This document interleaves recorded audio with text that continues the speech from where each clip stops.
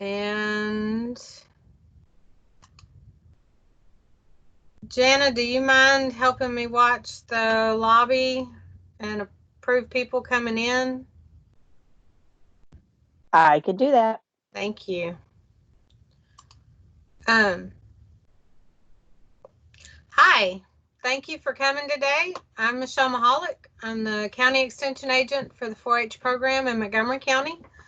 Jana asked me to do a state training. And in the process of doing that, we discovered there was probably just as much need to do an agent-only training, because there'll be some things that are specific to our job. So we appreciate you coming today, and with 101 registered from 82 counties and all 12 districts, it's y'all see the importance in what we're doing with our record books and the need to know as much about them as we possibly can from the feedback that you provided in the registration. Everybody's on the same page about that part of it. We have everything from 2 months experience to 30 years experience. So we're all wanting to learn something new. And I mentioned earlier, I was glancing through the family guide a few minutes ago and discovered there's been a change that I wasn't aware of as of yet. So we are all learning as we go, and it doesn't matter how long we've been here. I've been a county extension agent. It will be 25 years in June.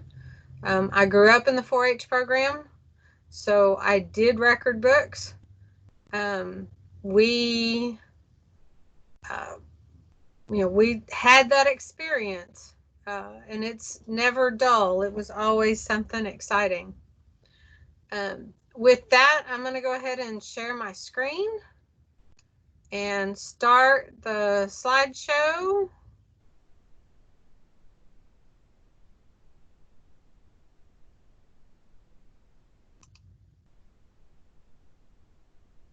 I can make that small, and I can make this big, and I can still see the chats, and we'll be in good shape.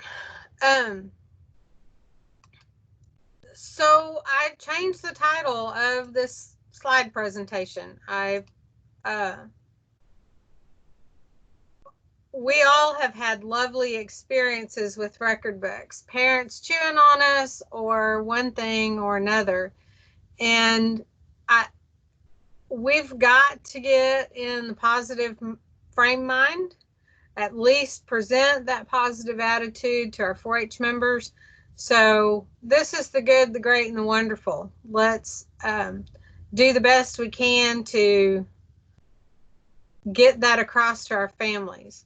So all of us know what the record book objectives are. We want to allow 4-H members to tell how they have grown, what they have learned, where they came up short, and to do it creatively within an outline parameter. And to me, that piece of coming up short is important. They need to get it all written down and figure out where they have holes, so that next year they can start filling those holes and looking for opportunities to build that.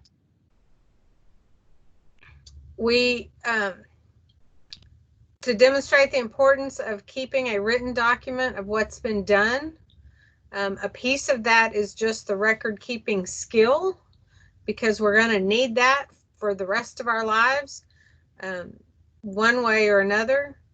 It provides a written platform for goal setting and documentation of the actions required to reach goals, so they can see their accomplishments in a written form. The PowerPoint that I used for the kids is going to be, I think Jana's posting that to the State 4-H page. I'm probably not going to be posting the agent version, but they're pretty similar. The pieces that you will need will be in the member form. So the fourth objective is that it provides an opportunity for competition at county, district, and state level.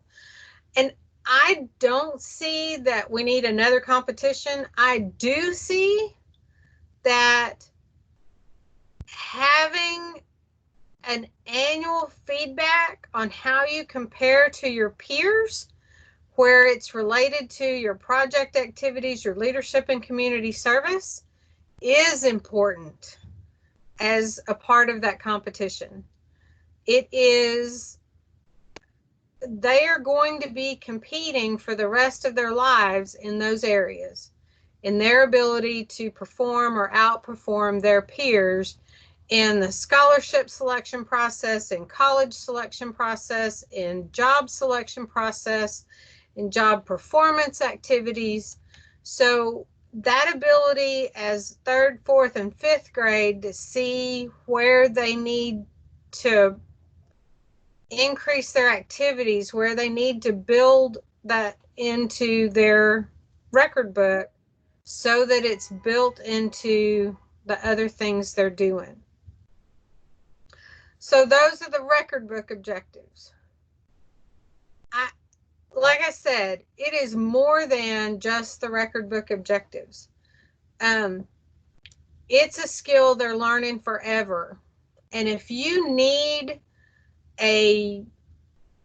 some sort of a plug to convince some child, or more importantly, to convince a parent to get on board with record books, which is something y'all indicated we needed, is some way to motivate them.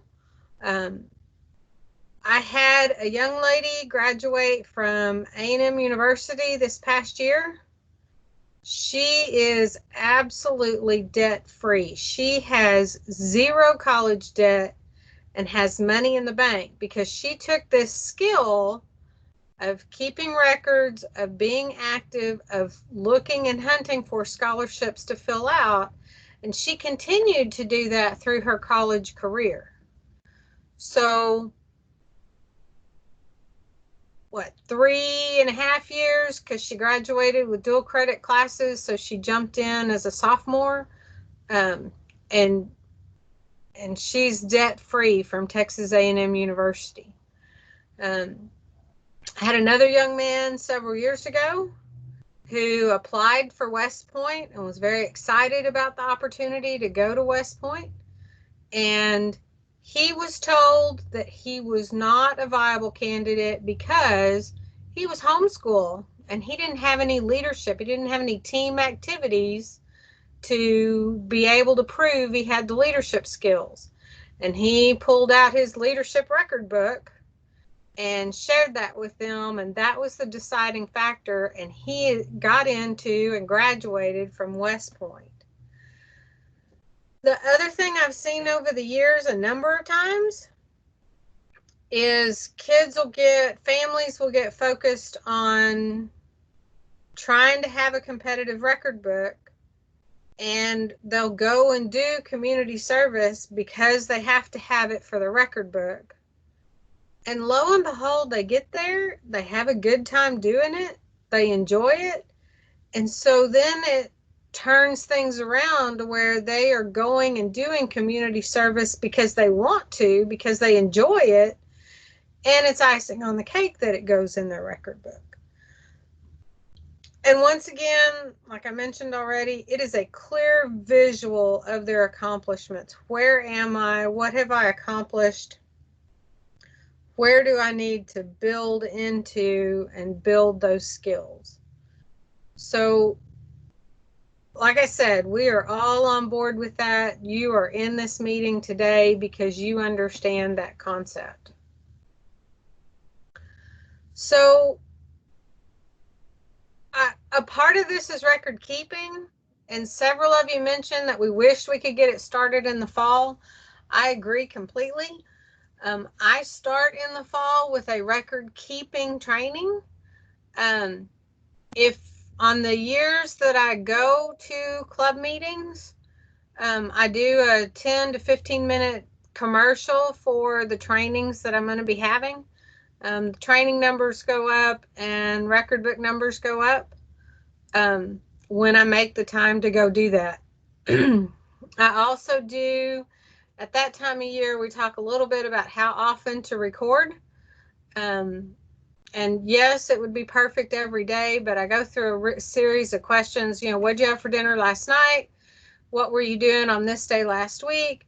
What were you doing this day last month? And what were you doing this day last year? And so you'll see the numbers of hands go from a whole lot to nearly nothing. And we kind of fall into, at least once a week at Sunday dinner, sit down and make notes of all of the things that you did this week and get something written down. We talk about all the platforms and tools that can be used. We talk about all the different kinds of information they need to keep up with. I do drill into their heads that they need to keep as many details as they can. How many pounds, how long you spent, how many people served, all of those kinds of things. And we talk about the importance of journaling, that at the end of this, you're going to have to write a story. These ideas and feelings and emotions slip away really quickly. So if we get in the habit of at least writing down once a week how it felt when, my brother ran through the house and slammed the door and made my cake fall. So that's September, October. I don't do it every year. If we don't have more than 10 or 12 people register to come, I don't typically hold it. But like I said, in the years that I do hold it, we do have more books. How in the world do we motivate families? I honestly have struggled with this my entire 4-H career. My dad was a county extension agent. I didn't know there was an option not to do a record book.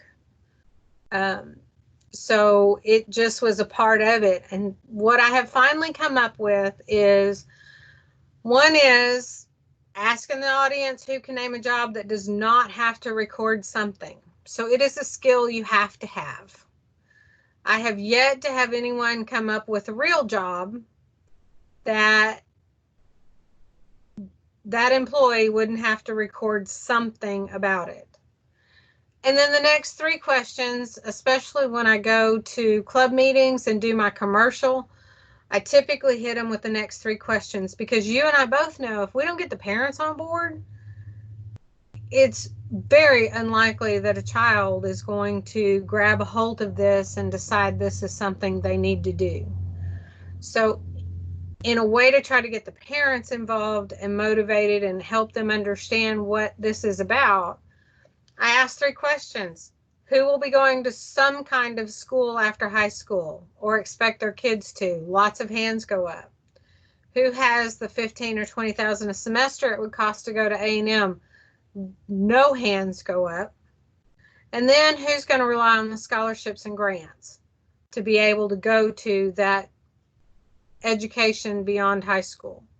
All the hands go up again. So then we talk about record books are extracurricular activities, leadership, and community service, and every scholarship application and lots of college applications have those things involved in that application process. And if you're recording that as early as you can start until it's time to get there, then you'll be in much better shape. So, do any of y'all have ideas, suggestions, things that have been successful for you? If you'll type in the meeting chat that you've got something, and I'll call you to open up your mic.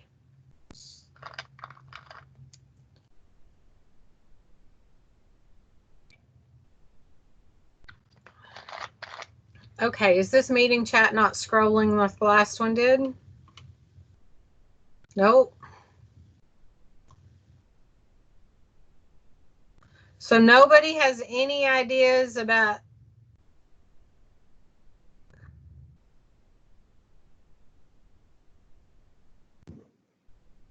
Hey, Michelle, it won't let Yes. me have access to the chat. I'm not sure if that's for everybody, but it says it's for team members only and that I'm not a member of the team.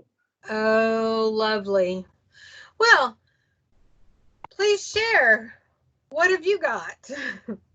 And I guess if you don't have access to the chat, just go ahead and open your mic and let us know what you're doing. And Sarah, did you log in? I'm just curious because we had this issue last week and I've talked to Tom Lister and them about this. Did you log in using your work ID or did you log in another way by chance? Like, are you on a phone? No, I'm on my work computer and I've been on Teams all morning and I haven't had a problem. So I'm not sure. Okay. I mean, Yeah, I just clicked on the link that was sent to me in the email and it pulled up. So I mean, I don't know. I may not have logged in correctly somehow. No, we don't know what that incorrect login is yet either. So you're not the first one. We had both agents and parents that couldn't chat the other day. So. Oh, okay, cool. Jana, this one may be on me because I'm looking at it and everybody is outside my organization, so it must be my county account instead of my state account. So that may be what the problem is. But it's weird because some are able to text chat. So it's like random. Because like I said, I've been able to chat and then there's several comments that are in the chat. But obviously, if you can't chat, just unmute and get our attention and Michelle can answer your questions. Yeah. Oh.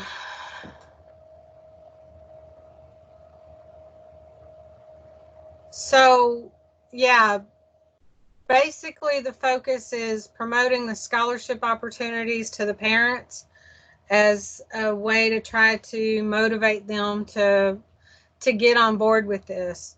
And yes, they're busy, and yes, it sounds like a really wonderful idea and they're really excited about it, and then it comes down to time to do it and it doesn't happen. I have had some clubs that have a project leader, and so once a month they hand out a form and have everybody fill out all the pieces and collect that back up so that when it's all said and done, they have something, at the end of the year they can work with. So if you think of anything else or you have any other ideas about how you're encouraging and motivating and recruiting, just unmute your mic or type in the chat if you can and let us know. So we'll move on. And I know that piece is a big struggle and a big chunk of all of this. Yes, Jana, our county also they get the free meal. They get invited to the county awards banquet if they do a record book.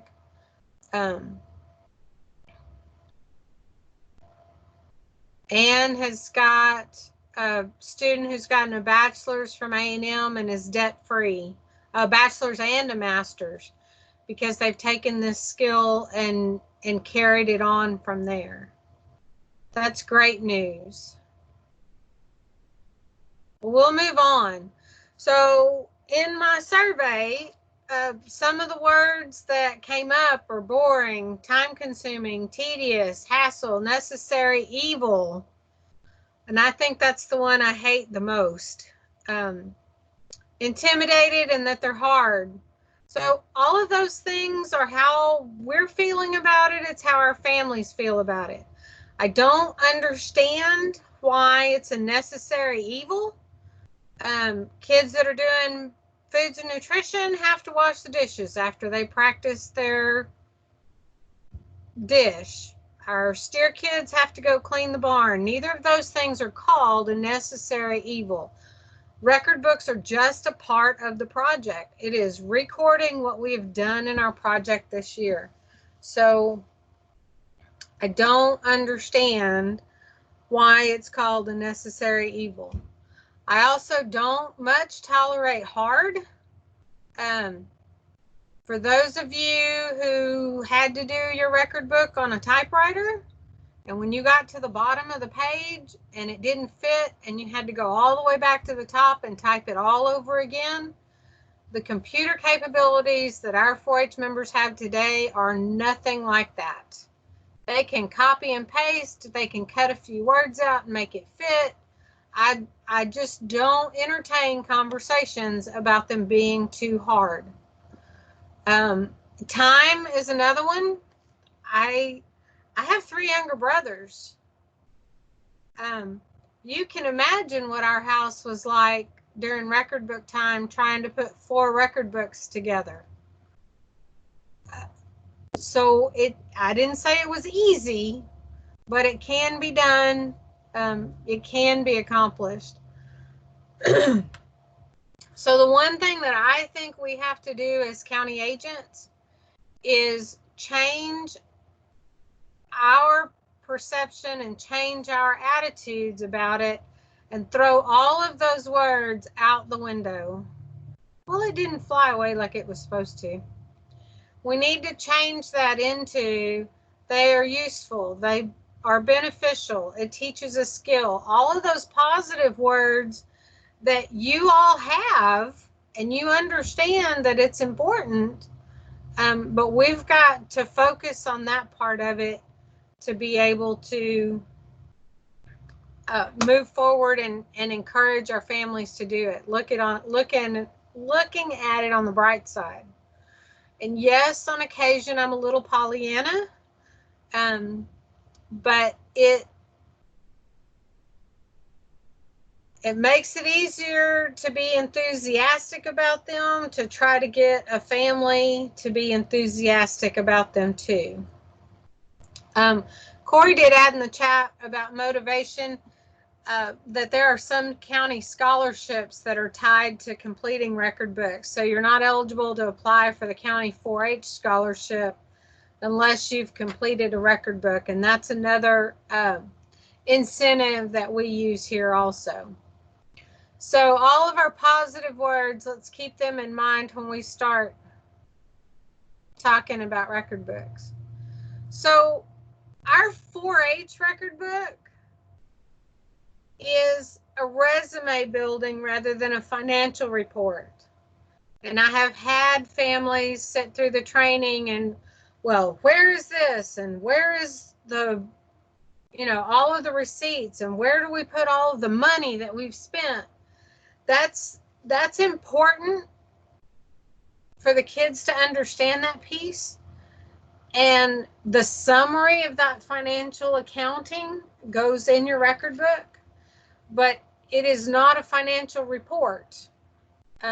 It's having them understand the financial concept, but it's more of a resume building document. Like we talked about a while ago, it is just a part of the project, like washing dishes or cleaning the steer pen. Like I said, we have no idea that there was an option not to do one. I've had lots of experience with judges accusing children of not doing their record book, that a parent did it, whether that was accurate or not. I've had very high suspicions that I have members whose parents are doing that record book. I will tell you what my parents told me.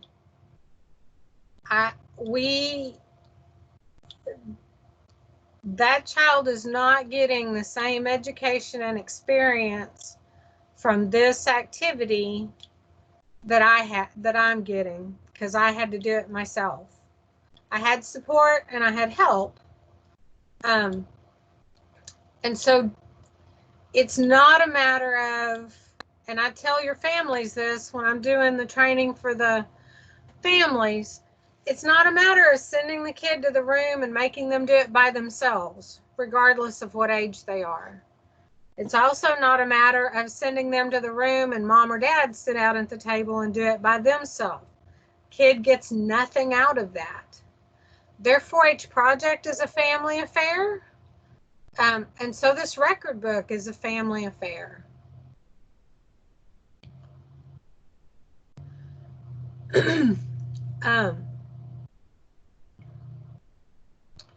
Members will get out of it what they put into it. Oh, I had another thought with that, and it's not going to come to me right this second. The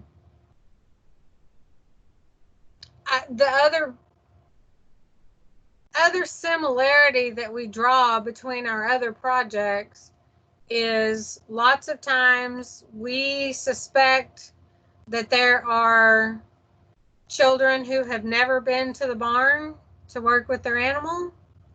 We suspect that there are children who have never gone to the kitchen to work on their food show project or sat down at the sewing machine. It's just like that. The member will get out of it what they put into it, and they will get the skill for a lifetime if they're a part of that conversation. Everybody gets so panicked because the record book form changed. It's different.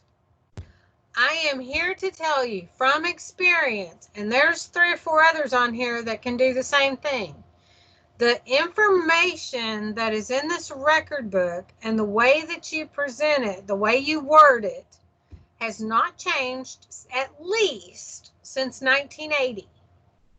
We still want to know what your projects are and what your project activities are. We still want to know your leadership. We still want to know your community service. We want to know that you're doing something outside of 4-H. So the information itself hasn't changed. If they have those details and that information already, then plugging it into a new format isn't a problem. And everything that's old is new again. The most recent record book change is really just a combination of the last 2 changes we've had in the last 20 years. So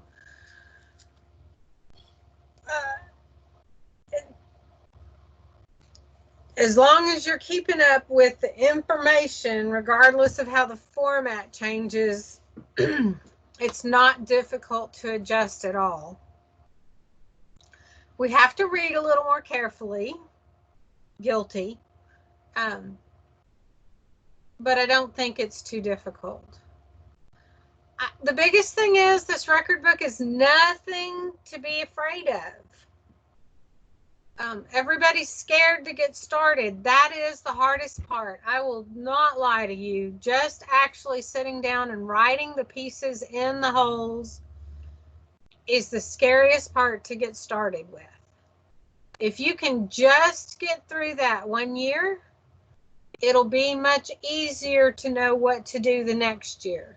Everybody has to get over that one hurdle, and then it's easier to get over the rest of them. We're terrified of looking at this huge blank page, whether that's your story pages or whether that's the project pages on the form. Just write 1 or 2 words down and then write the next 1 or 2 words down, and it will eventually fill up much faster than you know. So take a deep breath, dive in, encourage the families to do the same thing. The panic this time of year is, oh, I didn't keep any notes this year. I didn't do any record keeping, so I'm just not going to do it this year. Wrong answer. Wrong answer. Do one this year so that it's easier to do it next year. Lots of times you're not going to know how to fill it out, or you won't know what information to keep until you have filled one out completely. So starting today, go back and look at calendars, look at receipts, look at your check register, look at 4-H newsletters. Oh my gosh, you have so much stuff piled in your smartphone. You've been taking pictures. You've got 4-H club agendas, award certificates, web pages. Go to your county 4-H web page and look at their calendars or look at their events and see what transpired in your county, and did you go to any of those things. You've got computer documents, you've got project meeting notes. If you had to keep some kind of journaling for school, maybe there'll be something in there that will be helpful to you. And social media accounts. Y'all are keeping, our families are keeping everything under the sun on Facebook and Snapchat and Instagram. Just seeing a picture of one of those activities may be enough to trigger them to remember what it was. So if all else fails, they haven't kept any records, encourage them to go ahead and do a record book right now. Do it this year, get it done. Get the first one out of the way. So there are 4 parts to our record book. There's a check sheet, there's a personal information page, there's a 4-H story and photo portfolio, and a report form. Before we dive into that, are there any questions, comments, or concerns about anything we've talked about so far?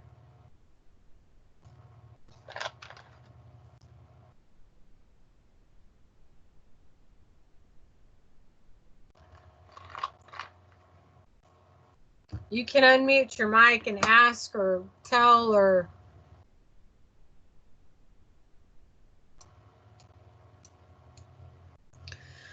Okay, we'll roll on. So the 4 parts of the record book, check sheet.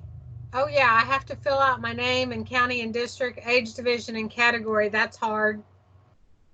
Next one's not real hard either. The hard part about it is not necessarily the age divisions. 3rd, 4th, and 5th is junior, 6th, 7th, and 8th is intermediate, seniors 9th through 12th. The hard part is figuring out what is the main project, what do I turn my book in, what is the category. So a couple of definitions that help families with this. The main project is most commonly their very strongest, most active project. If it's their very first year to do a record book, this is the one you're going to pick. If you get them to write down all of their activities in each of the projects that they're doing, and whichever one is the biggest and fattest one with the most activities, that's what needs to go as the main project. Now, once you determine that main project, then you have to figure out what category it falls in. So record book categories, we cannot have every single category for every single project because the numbers of books in that category just are not there, or in that project area are not there. We used to have more than we have now. The categories are based on the number of books that have historically been turned in those categories. So if your main project is wood science, that now falls under the science, engineering, technology category. There are very detailed descriptions in the back of the family guide. Are there any questions about the difference in their main project and the issues on categories or what record book categories are?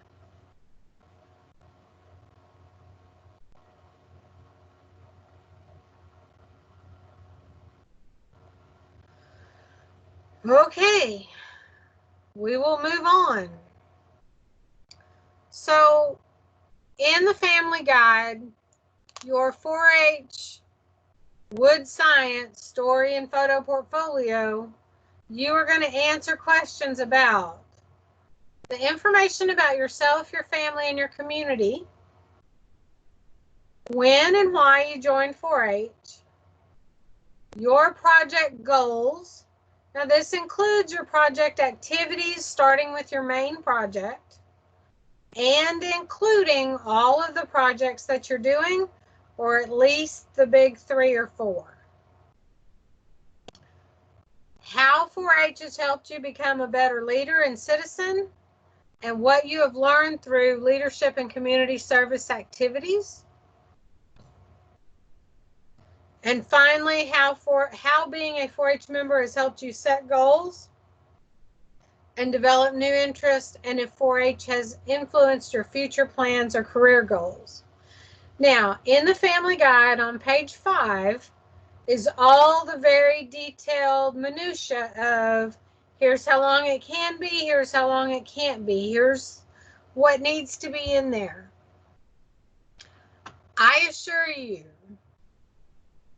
based on the skill levels, if that child, to their best ability, fully explains each of these sections, they will have the minimum number of pages of text required. Now, that means that they need to fully explain. This is where they put all of the meat and the filling and how they felt about everything. So we're going to deal with a story by knowing that it's an English paper with facts. It took me a really long time to come to this. I had a long conversation with a high school student, and this finally came to her head going, oh, this is what you mean. I said, yes, this is what I mean. It's an English paper with facts. It's going to be something interesting. This is a narrative of your 4-H career. And while creativity is no longer on the score sheet, you need to be somewhat creative to convince the judge to read the story. All of y'all have read stories that start off with, hi, my name is Susie Q. And how much more of that story do you read?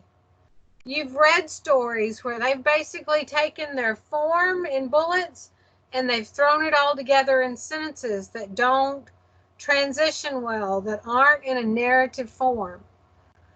So this is a narrative of their career. This is the blood and guts of their experience. How did it feel when the cake fell? What did you do when you found the cow having trouble having her calf? How did it feel when that calf survived after the work that you did to get it there? You do want an interest-catching introduction. So encourage them to get the story written and put it aside. Do the form and then come back to the story. Think about things that will put the judge, and think about the stories that you enjoyed the most. Think about the stories that caught your attention and made you want to read the whole thing. Putting the judge in a visual of what's actually going on. They've written them from the dog's point of view. They've written them from the horse's point of view. Any of those kinds of things that just catch your attention. And use creative writing techniques. I tell all of my families that this is the best way to work out all the bugs in that story. And one of those techniques that I strongly encourage is the child reading it to the parent out loud and the parent reading it to the child out loud. That makes the autocorrect that happens in our brains can't autocorrect when we're having to say the word we see on the page out loud. The person that's not looking at the page can't autocorrect at all. And so it helps them catch those little bit of flubs and rough transitions and strange verbiage and run-on sentences and all of those kinds of things. So utilizing those creative writing techniques. Photos. Make sure they are action shots. How many of you have seen pictures in record books where they're standing there with their buckle or their certificate in front of the backdrop? We want to know what they were doing to get there. We want to see them getting dirty. We want to see them in action. We want to see what they've been doing. You do want to try to get clear with good lighting. Not always possible.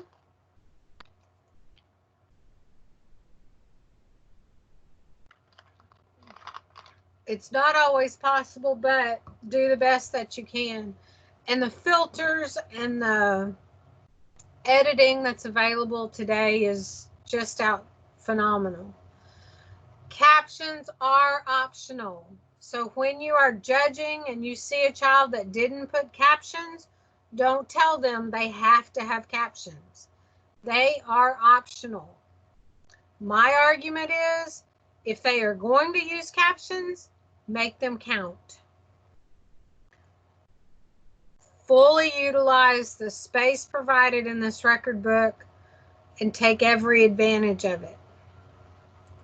So let's do a couple of examples of pictures.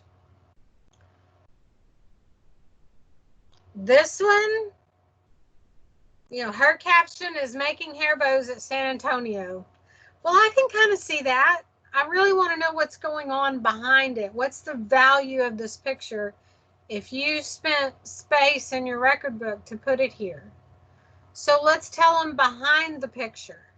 Providing a arts and crafts activity for visitors to San Antonio Stock Show was a fantastic way to promote 4-H. You could add in there that you saw 500 people that day.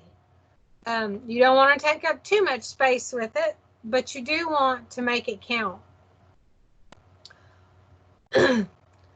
So we already failed on the picture. A, the child is not in it. B, it's blurry to where we almost can't tell what it is.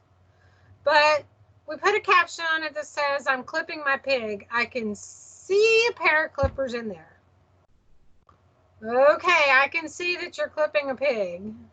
But let's talk about, you're standing him on a thick rubber mat when he's clipping to help prevent injuries. Tell me what's behind the picture, what's important about the picture. So here's another example, tagging a goat.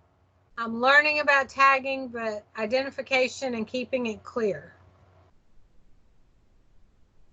So, fashion interior design project. I'm learning how to sew. Wonderful. I can see that in that picture. So instead, let's talk about it's important to thread the machine correctly so the tension is even on the bottom and even on the top. So here's one.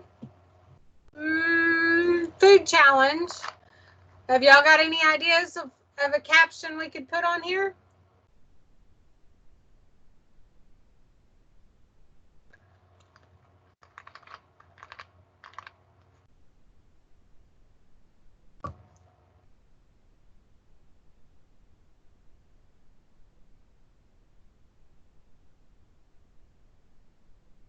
Yes, food challenge teaches me XYZ.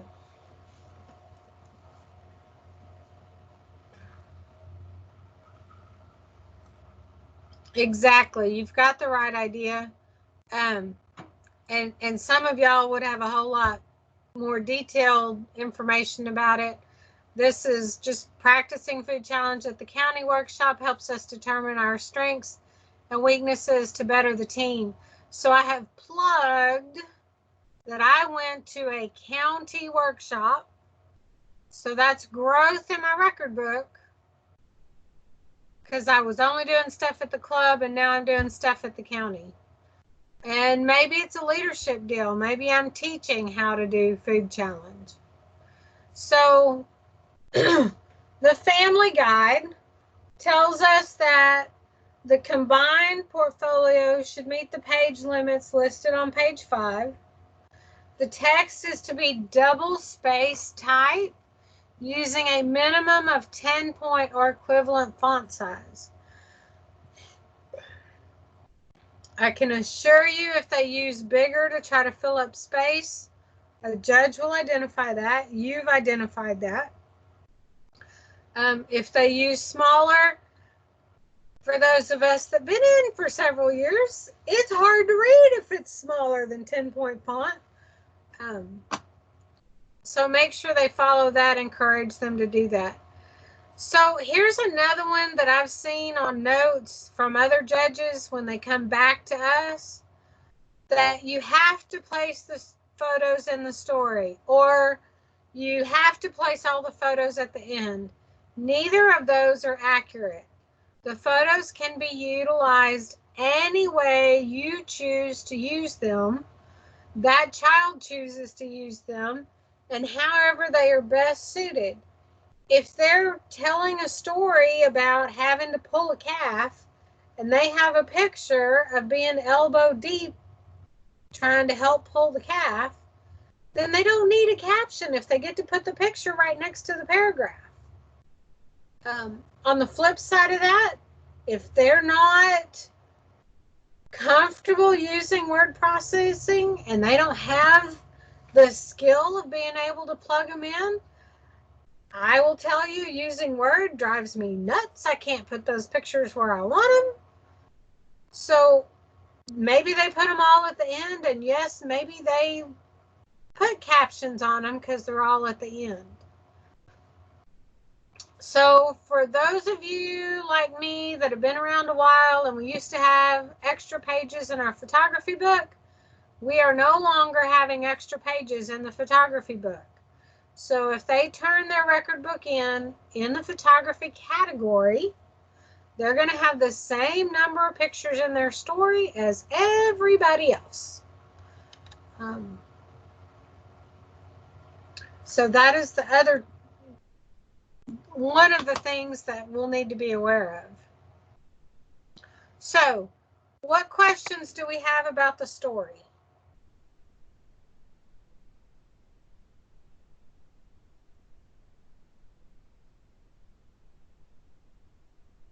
I'm really, really good, or everybody's tuned out?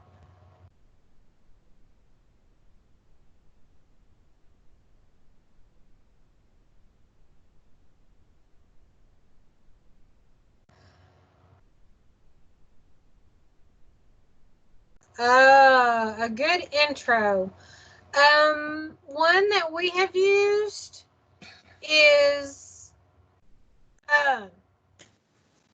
my brother did gardening and horticulture, and one year we had an acre of tomatoes, and that we were just going to do, sell on the side of the road kind of deal.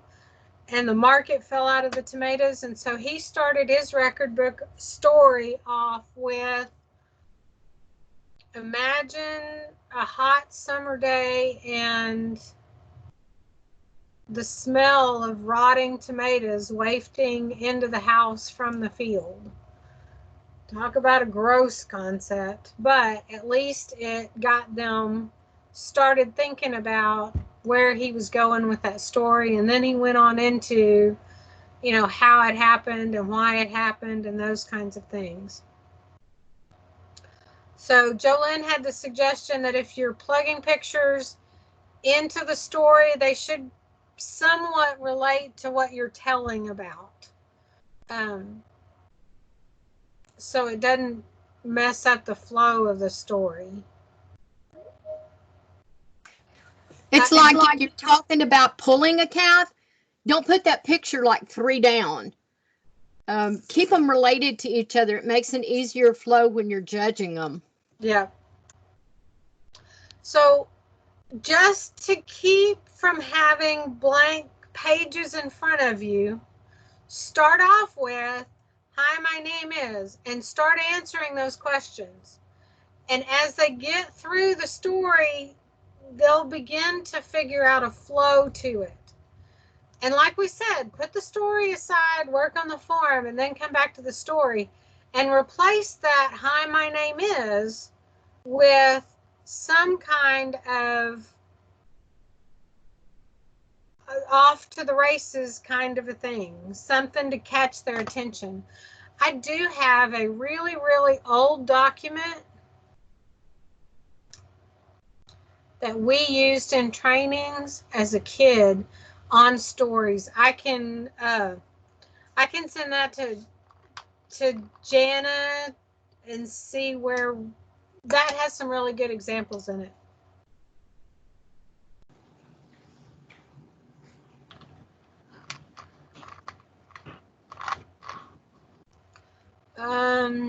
Always tell the quick version of their life story.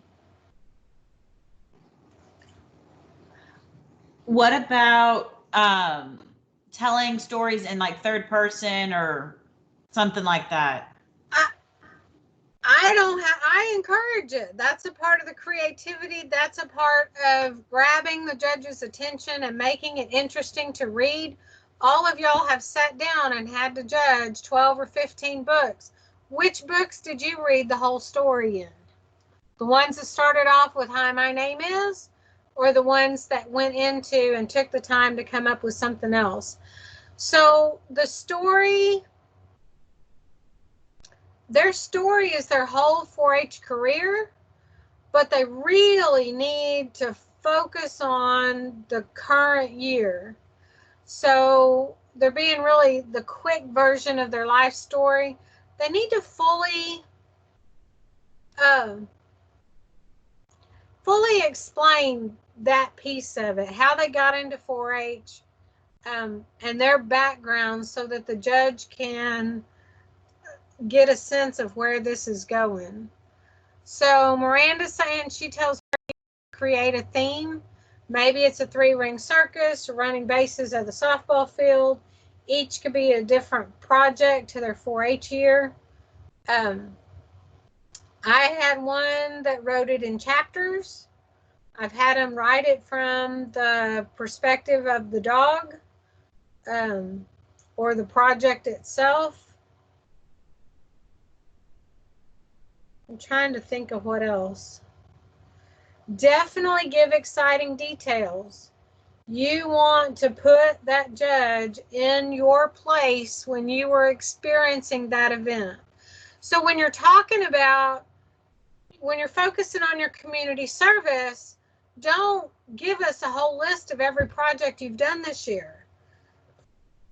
Give the judge a really detailed story of the most impactful piece of community service that you did, and then kind of summarize.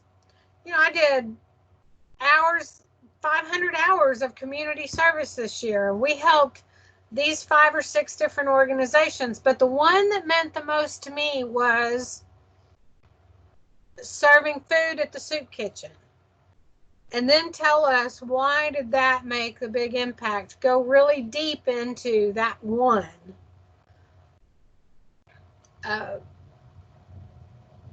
And then see where you are on space.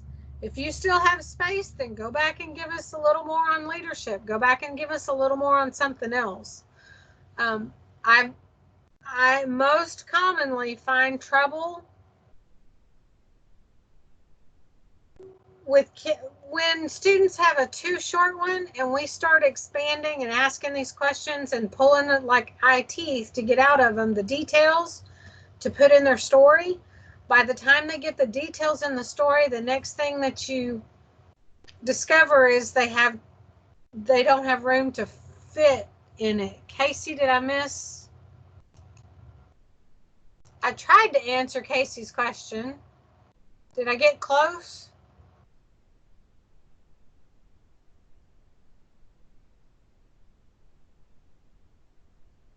Okay.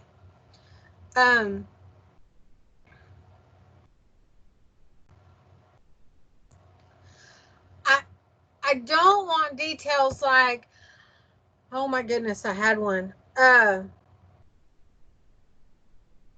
had 10 rabbits this year, and this one rabbit, Susie Q, had 5 babies and 3 lived. And this other rabbit, Timmy, was the daddy of 35 bunnies this year. And this other rabbit had, you get my point. We don't need those kinds of details. I just need to know that you had 20 rabbits and you kindled 32 rabbits, and what did it feel like to have to deal with all those babies? What did it feel like when you discovered that she hadn't built a nest and she had them on the wire rack? Okay, any other questions about the story? Any other suggestions? Some of y'all could be doing this.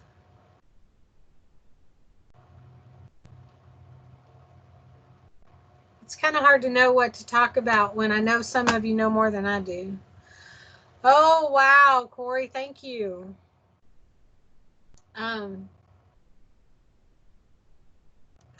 Yes, talking about COVID-19, but I will frame that with put the most positive spin they can on it. Don't be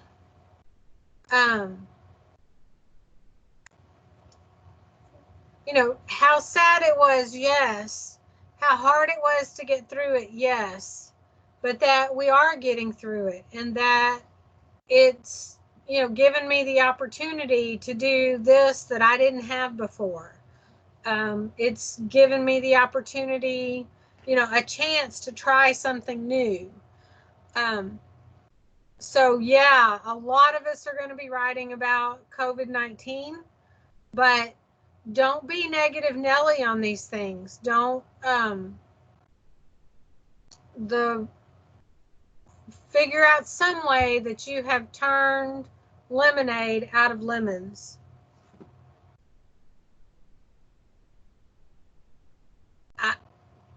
I have too, Courtney, had them really focused on whatever horrible experience it was. And we went back and encouraged her, just what I said, to try to figure out, okay, what did you learn from this experience? What positive could you take from this experience? I had one do it on a scholarship application, and I was ready to strangle her. You can encourage them and tell them that it will go a lot farther if you focus on what you got out of that bad experience. I know from on the judging side of it, those kids that can't see past that or get too focused on the details of that bad experience don't typically place as well.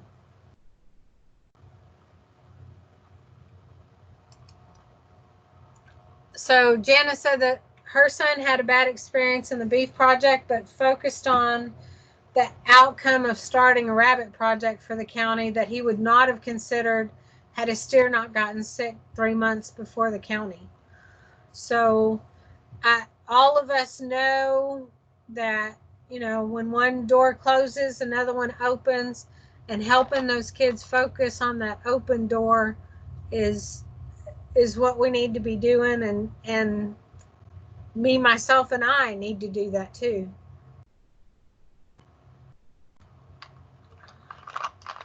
Oh heavens, I promised I'd be done by 3 and we got to get moving. Well, we're halfway through the story. So the form, we're halfway through the book. We got the story out of the way. Now we're going to start on the form. It is one form for all age divisions. We have gone from 3 forms to 1 form to 3 forms to 1 form. So we're now back at 1 form. Like I said, everything that's old is new again. This one is going to cover up to 4 years. Yes, it's only 3 years for a junior. It will cover up to 4 projects in section 1. That's your main project first, and then the next 3 strongest projects that you have. And you're not going to put any old forms in there now because we're covering 4 years.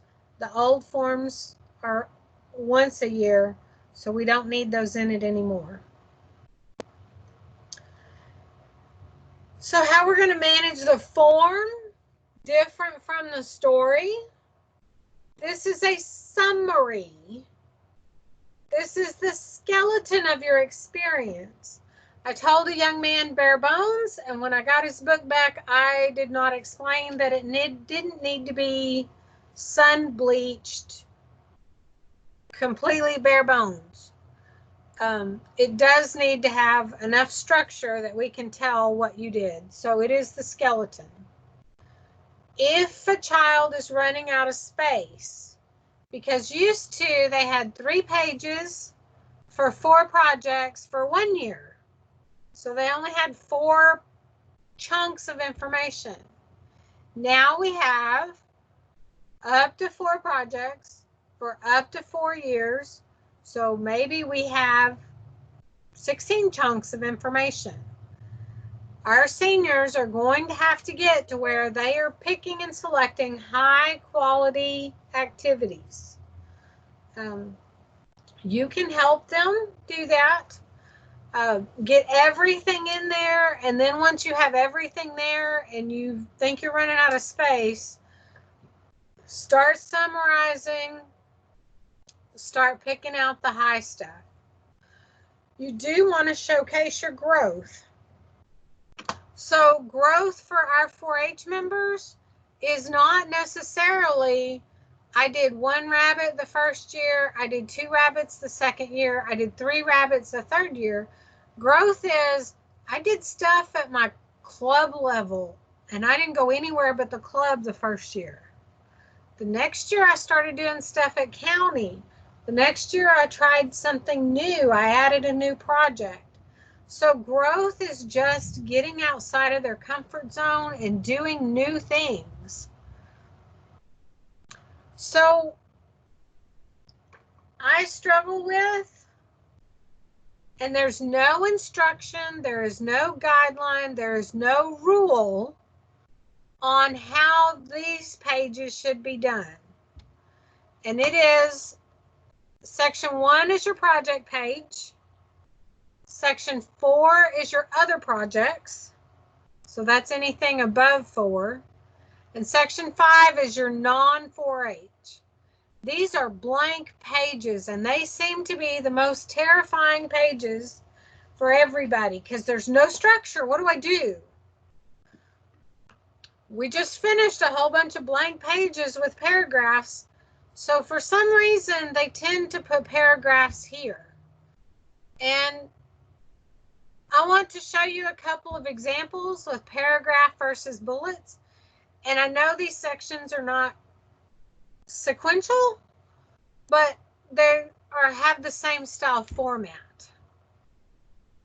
So on project experiences, what is your project? How did it change to grow? What have you done? What have you learned? And one interesting piece here, and this is a struggle every time, and so they have clarified. You can include learning experience gained in other organizations, but applicable to your 4-H project. You can also include individually directed learning project experiences. So, say my project is communication and expressive arts, and I'm taking dancing lessons, and I'm going to the community theater. So every time I go practice, whatever skill I learn at that event that night, I can bring that skill home and put it as a part of my 4-H project experiences. Because I don't know about you, but we don't have a dance project in Montgomery County. So they're not learning dance with us. If communication and expressive arts is their project and they're doing dance or theater, they're doing it outside of 4-H. The same thing is true, and probably more commonly we run across kids are a part of their beef breed association. Cattle breed association or lamb or pig or whatever. So if they are going to a showmanship clinic that's offered by that organization, the skill they learned at that showmanship clinic can be included in their project activities under their swine project or their beef project or whatever. If they go to that association and they become an officer in that association, the leadership resulting in that, the leadership experience, being the secretary, that's going to be leadership in outside 4-H. So it'll be non 4-H. We'll go through a few more examples of that in a minute. Other projects, they're not listed in number 1, so you can have up to 4 projects there. This one, you're going to have any extra projects go here. And then your non 4-H, anything outside of 4-H. So church, Boy Scouts, Girl Scouts, band, choir, bluebirds, any of those kinds of things go in non 4-H. And I say they're all structured the same. They're all big blank pages. So here's an example of a paragraph on our project experiences, section 1. And I'm turning mine in horse. And so I have told you all about this horse project activity, what I've been doing. Y'all know as well as I do, we have just spent 20 minutes or 30 minutes reading 10 pages of a story. Our eyes as judges need a break. So there's no rule that it has to be bullets or that it has to be paragraph. But the concept of, I want my information to pop out at this judge, does that work in this paragraph? Is it easy to find the big, huge, impactful things that this child has done? So here's one modification.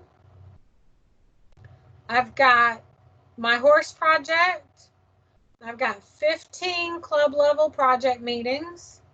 I've got 1 county level activity that I toured a racehorse farm. So you can see that I've got it in bullets, and some of those things are easier to pick out. Now, the family guide does not have the 15 club level, the 1 county, the 1 national. When you talk to somebody old school, I encourage my families to go ahead and put this in here because it indicates growth. They did some club level things and a district thing last year, and this year they did some county things and they did a national thing and they did more club things. So it shows a judge growth, and the whole focus of this is to help the judge see it clearly so they aren't having to work at it. So I encourage mine to go ahead and put this in here still. And here's a third example. This I see used most commonly on seniors that have been extremely active and they don't have a lot of space to go into very much detail. So they make a chart to summarize it, and then the big impressive things, and I'm sorry, this should be formatted a little bit more cleanly. They go into the big impactful things that they learned. This chart is this child's chart for this project. Other than year, all of these other headings are entirely based on what their activities are and what that project is. So maybe it's photography and it's number of pictures I've taken, number of photo sessions I did, number of contests I entered. Notice on here I don't have any competitions. That's not the end all be all for every single project that we're doing. So don't get caught up in, oh, we have to have project meetings, hours worked, profit loss, and tours. We don't. You pick whatever information you want to stand out to that judge. So these are 3 examples, and yes, these 3 examples are in the youth slideshow that we have, that I think Jana has posted on the state website. And they're just examples. They are not the answer. They are not, none of these are absolute no's or absolute yeses or have to be's or can't be's. It is entirely up to what emphasizes that child's information the best. So here's a couple of examples of how these pages are going to look like. So maybe I have it focused on project. So I have my horse project for the last 4 years. My foods and nutrition is my next strongest project, and that's for the last 4 years. Leadership. And then this year I did robotics for the first time. So I put that over here so it shows, you can see I tried something new this year. Or maybe you do it by year and then list the projects. And here I'm showing growth at the very top because that robotics is going to show up. Maybe you don't have really strong growth from one year to the next in one individual project. So by spreading it out, they can see that you've got growth overall, maybe just not in that one project. So those are a couple of examples. If a child has less than 4 projects, you're going to pick the 3 strongest ones to put on section 1, and we'll put 1 or more on section 4. And when we get into section 4 and other projects, and they've only got 1 or 2 to begin with, that's okay. Put those 1 or 2 heavy duty projects in section 1 that they're going to club meetings, they're going to practices, they're doing lots of things.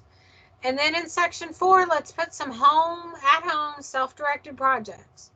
These are things they're doing and they're learning. They just aren't counting them as a 4-H project, but they're learning new information, and it can be a self-directed project and they can consider it that way. So maybe right now they are learning how to cook, they're menu planning, they're cooking for their neighbors, maybe they're cooking for grandparents. So they're having to go through the educational things that we have to do for foods and nutrition. Maybe they have a family garden. They're in charge of mowing the lawn. They're in charge of the flower beds. They have a horticulture and gardening project. Pets at home, if it's anything other than a dog, it's companion animal project. If it's a dog, they can count it as dog care and training. Maybe they're on laundry duty or they're having to repair the clothes. That's fashion and interior design. Can y'all think of any other examples of what kids might be doing at home that we can consider self-directed?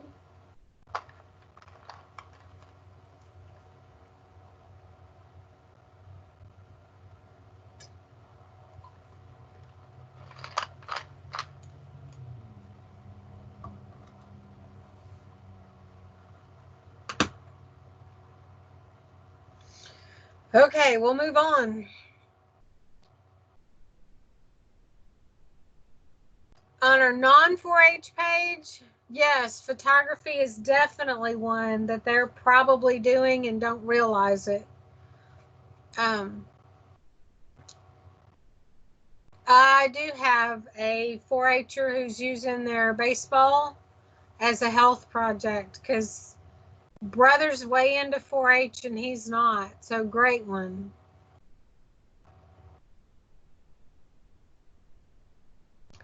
When we get to the non-4-H page, it is structured just like what we did. We are still going to do bullet statements. You can either organize it or sort it by organization first. They want to know the same things that you're doing outside 4-H as you're doing inside. They want to know what your activities are. So how many hours did you practice with the marching band? How many hours did you practice with the ensemble? How many times did you go? They want to know what leadership you did with the band and what community service you did with band. And then we'll be talking about whatever your organization 2 is. Activities, leadership, and community service. Maybe it looks better with the activities that you have to focus on the activities first and then talk about. Go ahead.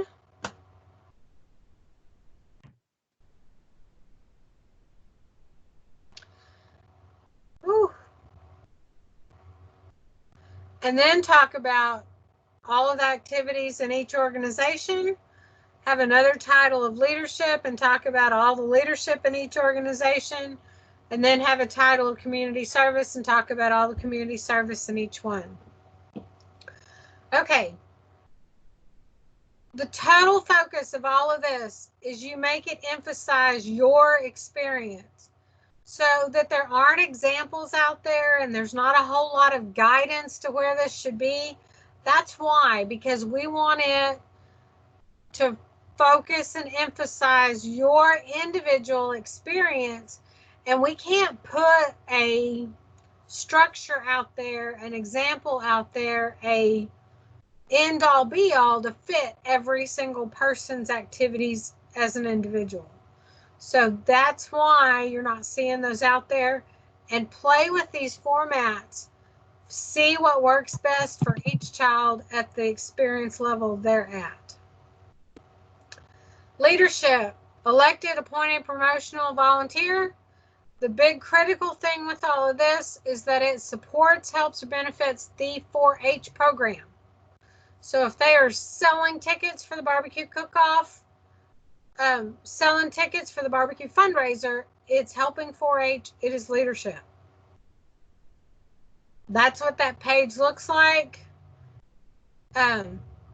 Assist is not a leadership term. When you start getting into your senior 4-Hers, they really need to start looking at the individual task that they made happen and focus on that in their explanation. And the keywords I sent to Jenna the other day, they're action words.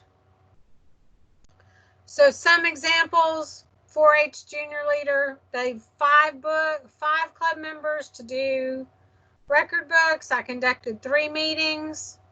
You can see that there's lots of numbers in those examples. Community service, it's yourself that you're a member of and your primary leadership. So this is activity that supports, helps, or benefits an organization outside of 4-H. I didn't get that slide deleted, sorry. And I can't spell. So if they're doing it for 4-H, it goes on leadership. If they're doing it for an organization outside of leadership, they were in charge of the community service, then it's primary leadership of a community service project. For those of us who've been around a long time, this used to be iffy. You could put it where you needed it. That has been clarified. You can no longer do that. If it helps people inside 4-H, it's leadership. If it helps people outside 4-H, it's community service. We talk about community service. Here's a few examples. Notice that importance and impact is back to having numbers. I recruited 10 county council delegates to call a bingo and play board games with 40 residents of 3 hours. Does this kind of sound like our monthly reports? So yes, we're teaching them how to keep those kinds of details. Numbers, numbers, numbers. This is the number one thing that I put in 4-H record book is give me the details, tell me how many, tell me what. Their goal is to give that judge a visual picture of the size and scope of that activity. Lots of questions about, is it 4-H or not 4-H? They are on 2 separate pages. So you have a 4-H community service page and your community service outside of 4-H piles on that other non-4-H page. If they did the activity as a 4-H member, they went in there with a 4-H shirt on and I am here from 4-H to help you, then it'll be counted as 4-H. If they did the activity as a member of another organization, it is non-4-H. I work in the nursery at the church I go to. Okay, you work in the nursery, you volunteer in the nursery because you're a member of that church. So that's community service at church. So that's 2 separate things. Recognition and awards, I don't focus on too much. College and career exploration.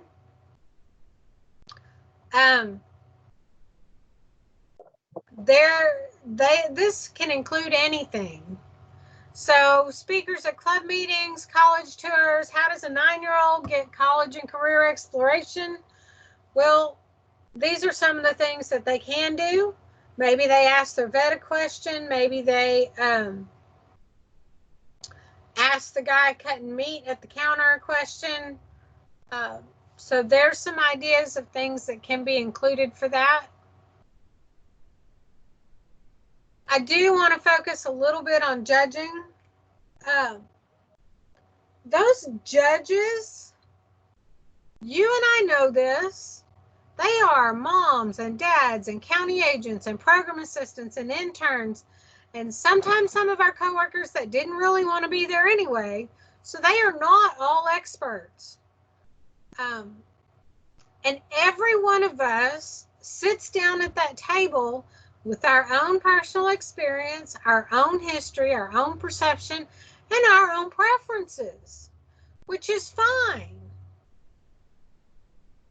As long as we write our notes that it's our preference. Lots and lots of heated conversations about notes that we got in our record books. And I understand the frustration, but it is no different than going in the show ring. We sit there and listen to that judge talk about our lamb or our steer or our pig. We get score sheets back from our food show judges, and we take the information that they give us.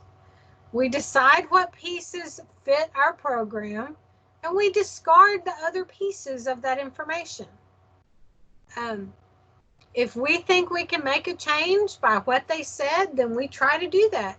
If we don't want to make that change or can't make that change or that's not the right way to do it, then we discard that information. Take the helpful ones, discard the negative ones. I have to be really careful when I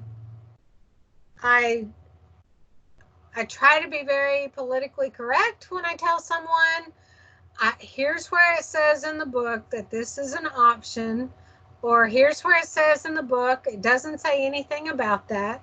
So that judge is just not completely up to date on how things are. And so we chunk that one out. And I will tell you, I had a second place record book come back from state judging. And the only indication that reason that child placed second at state was that they had not filled out one of the blanks on the page, on the personal information page. Now, as a county agent, by myself in my office, when I ran across that, I hit the roof. You mean there's not any other comment in here that tells me what she could have done better? That is the only indication that I have, is that she missed filling out one tiny little blank, and that's the only reason she's second place. By the time I shared that information with the parent, I did my very best to put a positive spin on it. And the concept that if that is really the only reason that they placed her second, then they had to have been very, very close. And they must have had a very difficult decision to make. So I have heard all kinds of ugly things. I've not seen extremely ugly things in any of mine, but I have heard that they're out there. It would be wonderful that if we had our own plenty of time, we may this summer, to sit down and look through each one of them and just take out those uninformed notes. Would be wonderful. We have the person that used to do our orientation made us commit to, if you would not put your initials on that sticky note or on that comment, then do not write it in the book. If you're not willing to look that child in the face and say those same things, do not write it down that way. So it's very subjective. I will tell kids, here's how I would do with this. But I can tell you that a judge may tell you the opposite. Here's what this looks better. But you're going to have a judge say, something that they don't like about it. And then it's that family's decision as to whether they are focused on, this is my document for me to use, or I want first place in the beef category. Are there any questions about the form?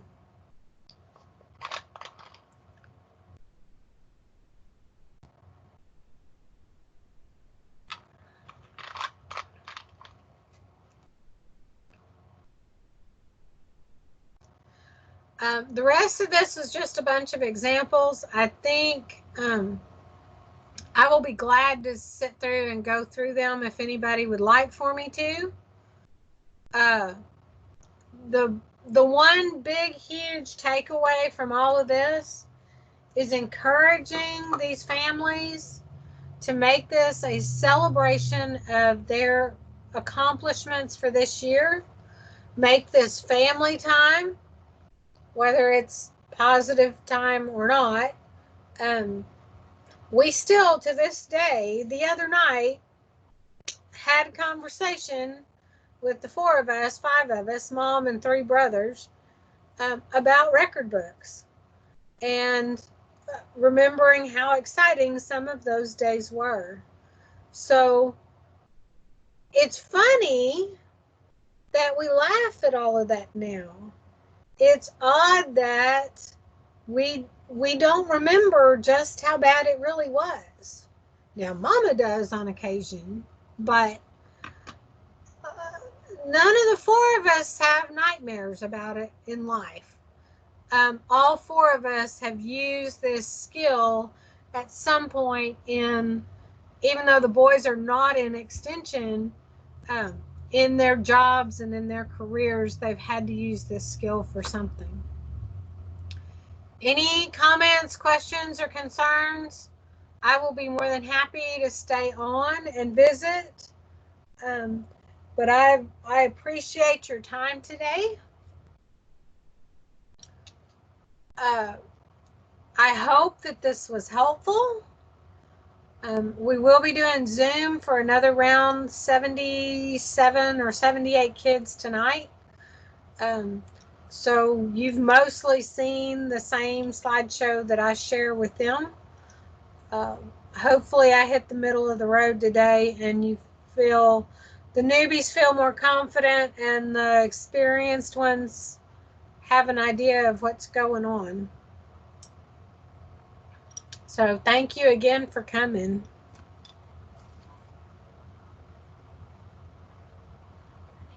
Thank you, Michelle. I appreciate it a lot.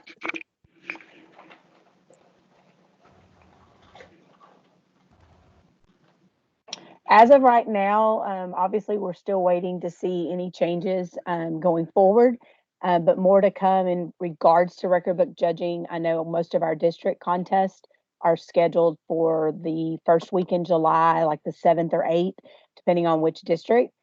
State will be in August. If something changes and we have to go to some sort of a virtual approach, obviously, we'll get enough information out. Those record books would somehow have to be converted to a PDF, so they can be, sent in, either uploaded in Connect or however, whatever direction we go. Actually was on a conference call while this one was going on, trying to work through some potential options should we have to go to a virtual judging platform for this year's books. The online Z Suites software is out there. It is an option to be used. It is not going to be required. Even during our current situation, it's still not planned to be required because the Z Suites documents would be printed and would be bound in a cover just like our typical forms that we've used for a number of years. So more to come as we kind of get our next directive from Extension after May 20th in regards to face-to-face gatherings, things like that. But just do know that we are at this point still planning to do record book judging in some facets this summer.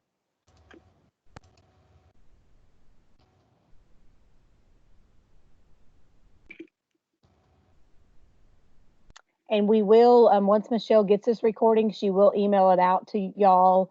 I know some people had to join late or had some connection issues, so you will be able to go back out and see the recording.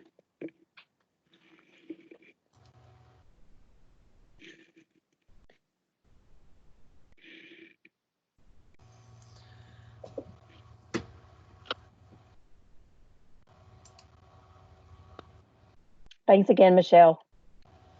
Thank you. I appreciate the opportunity. I'm flattered that there were so many experienced people that wanted to sit here and listen to me talk.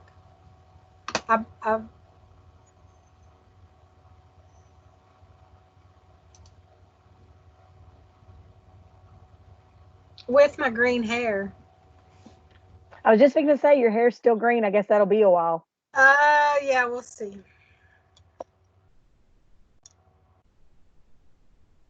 I wasn't going to wash on it too much until after tonight, and then I'll start working on it a little harder.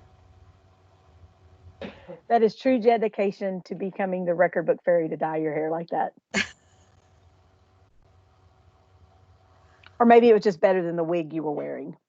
Well, when I close my door so I don't get interrupted, this office gets beyond stuffy. And so then wearing the wig on top of everything else, and between the wig and the wings, there's not enough air moving around in here to stick with it. So it was just easier to do this. Some of them think I ought to leave it this way for a while. Yes, the wig is definitely hot and itchy. And I finished doing all those videos and I had an elastic band impression in my forehead.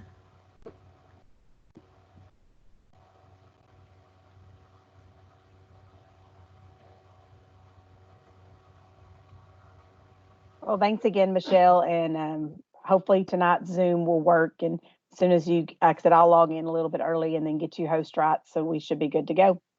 Sounds good. Thank you. I'm sorry I committed you to suffering through 4 of these. Hey, that's I'd rather you be the trainer on them, so I'm good with that.